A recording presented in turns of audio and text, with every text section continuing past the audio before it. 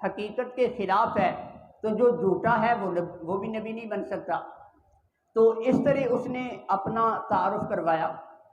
اسی طرح سارے نبیوں کو نبوت ملی 40 سال کے بعد۔ مرزے نے جو دعویٰ کیا تو تقریباً 61-62 سال کی عمر میں 62 سال کا بابا وہ یہ کہہ رہا ہے کہ مجھے نبوت مل گئی ہے۔ اب یہ گویا سابقہ اجماع جو ہے، سابقہ ایک ریکارڈ ہے، نبیوں کا ایک سلسلہ چلتا آ رہا ہے، اور حدیث کے اندر اس کا ذکر بھی ہے کہ 40 سال کے بعد نبوت ملی ہے۔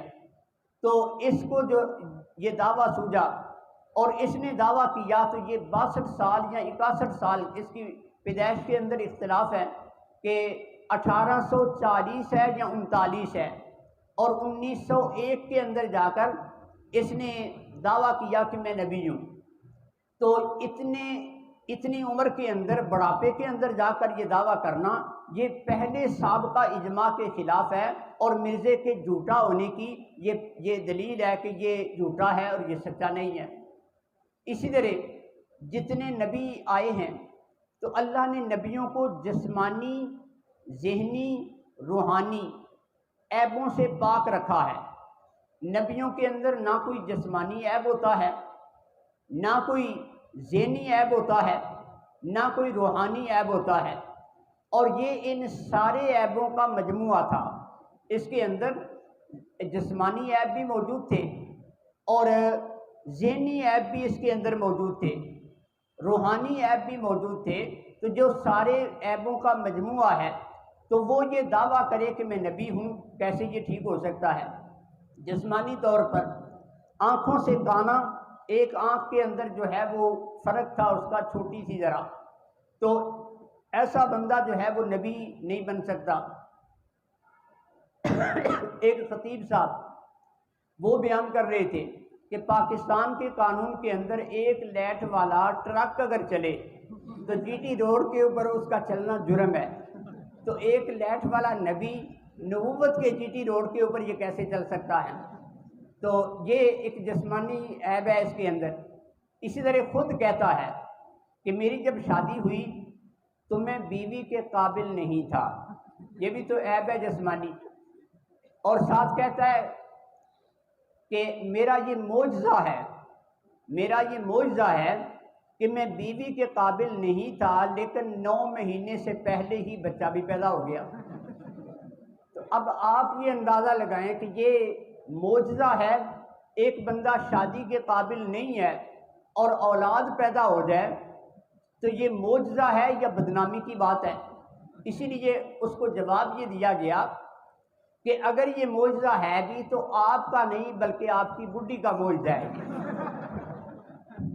تو اس طرح جو ہے یہ جسمانی طور پر عیبوں کا مجموعہ، جسمانی عیب اس کے اندر موجود تھے۔ ایسا بندہ جو ہے وہ نبی کہلانے کا حقدار نہیں ہو سکتا، اور ایسا بندہ جب دعویٰ کر دے نبوت کا تو اس کا مطلب یہ کہ یہ جھوٹا ہے، اور اس کے مقابلے میں محمد رسول اللہ صلی اللہ علیہ وسلم وہ خاتم النبیین ہیں، ان کے بعد کسی کو یہ حق نہیں کہ وہ نبوت کا دعویٰ کرے۔ اسی طرح ذہنی طور پر بھی کہ جتنی عقل ایک بچے کے اندر ہوتی ہے اتنی عقل بھی اس مرزے کے اندر ذہنی طور پر یہ ایسا معذور تھا کہ اتنی عقل جتنی بچے کے اندر ہوتی ہے۔ عام طور پر کچھ بچے کبھی کبھار کوئی دیکھا جاتا ہے کہ جو جوتا پہنتا ہے تو الٹا پہن لیتی ہیں، کہ دایاں پاؤں بائیں میں اور بایاں دائیں کے اندر پہن لیا، لیکن عموماً بچوں کو یہ سمجھ ہوتی ہے کہ یہ پاؤں جو ہے وہ یہ جوتا دائیں پاؤں میں پہننا ہے، یہ بائیں میں پہننا ہے۔ بچوں کو اتنی عقل ہوتی ہے، لیکن مرزے میں اتنی عقل بھی نہیں تھی کہ یہ جوتا دایاں ہے اور یہ بایاں ہے۔ عام طور پر اس نے جو ہے وہ الٹا جوتا اپنے آپ جو پہنتا تو الٹا پہنتا تھا۔ تو جس کی عقل اتنی ہے، جو عقل کے اعتبار سے، ذہنی اعتبار سے ایسا معذور ہے، اور پھر اس کو یہ پہچان بھی نہیں ہوتی تھی، اپنے پاس اس کے گڑ کے ڈیلے بھی ہوتے اور مٹی کے ڈیلے بھی ہوتے استنجا کرنے کے لیے، کیونکہ سلسل بول کا مریض تھا۔ تو یہ فرق بھی بعض اوقات وہ نہیں کر سکتا تھا کہ یہ گڑ ہے یا مٹی کا ڈیلا ہے۔ گڑ کے ساتھ مٹی کے ڈھیلے والا کام کر لیتا اور مٹی کا ڈھیلا وہ کھا لیتا۔ تو جو عقلی طور پر ذہنی طور پر ایسا معذور ہے اور اس کے اندر ذہنی لحاظ سے عیب ہے تو وہ نبوت کا دعویٰ کیسے کر سکتا ہے؟ پھر اس کی یادداشت کمزور تھی۔ ایک ذہول ہوتا ہے وقتی طور پر بھول جانا، وہ تو نبیوں میں ہوتا رہا۔ موسیٰ علیہ السلام مچھلی بھول گئے، نبی پاک صلی اللہ علیہ وسلم نماز کی رکعات کے اندر بھول جاتے تھے۔ تو ایسا بھول جانا، ذہول ہو جانا، یہ اور چیز ہے۔ اور دوسرا ہے کہ یادداشت کا کمزور ہونا، کہ کوئی چیز یاد آئے ہی نہ، ایسا بھول جائے کہ بھول ہی جائے۔ نبی پاک صلی اللہ علیہ وسلم کی یادداشت ایسی تھی۔ مکے کے اندر ایک بندہ آیا جب حالات مسلمانوں کے بہت کمزور تھے، اور وہاں آ کر نبی پاک صلی اللہ علیہ وسلم کا کلمہ پڑھ لیا، مسلمان ہو گیا۔ تو رسول اللہ صلی اللہ علیہ وسلم نے فرمایا کہ ابھی حالات یہاں خراب ہیں، آپ یہاں رہ نہیں سکیں گے، اور یہاں کے رہنے والے لوگوں کو مکے والے تنگ کرتے ہیں، تو آپ پردیسی ہیں، آپ کا یہاں رہنا یہ آپ کے لیے تکلیف دہ ہوگا۔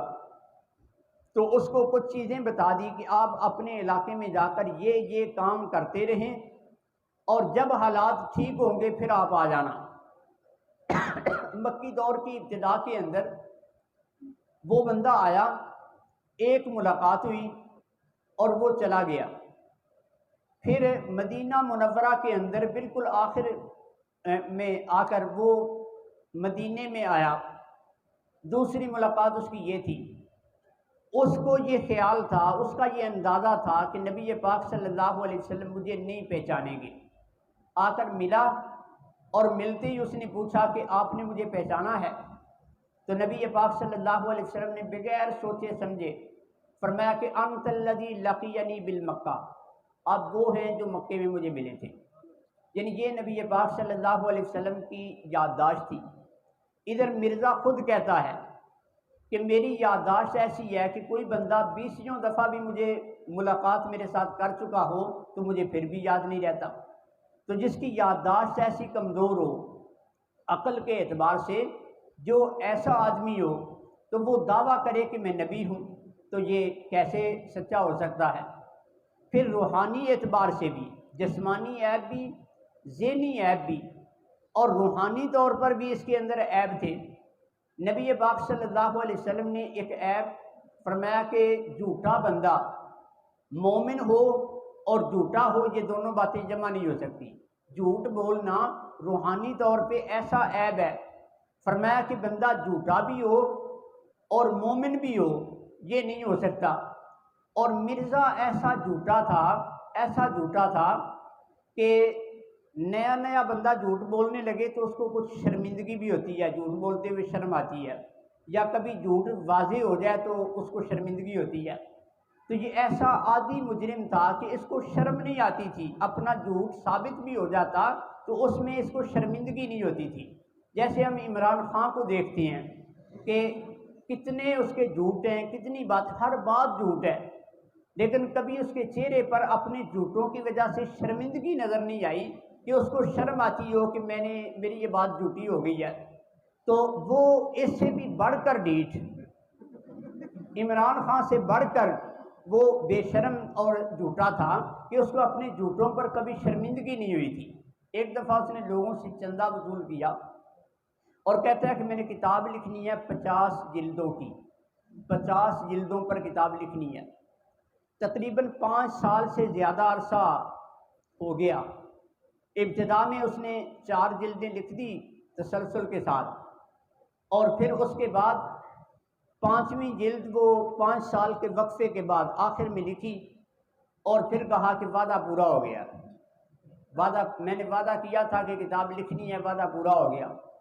لوگوں نے کہا کہ وعدہ تو تھا 50 جلدوں کا اور یہ تو 5 ہیں، تو کہتا ہے 50 اور 5 کے اندر ایک 0 کا ہی تو فرق ہے، وہ کون سا 0 کی کیا بات ہے؟ تو آدمی جھوٹ بولے اور جھوٹ پر اس کو شرمندگی بھی نہ ہو، ایسی تعویلیں کرے جھوٹ کے اوپر۔ ایک دفعہ مرزا قادیانی نے خود ایک پروگرام بنا کے کافی ساری پیشین گوئیاں اس کی جھوٹی ہوتی تھی، بڑی پیشین گوئیاں اس نے کی جو جھوٹی ثابت ہوتی، اور ان میں بھی تعویلیں کرتا رہتا۔ عبداللہ آتھم ایک عیسائی تھا،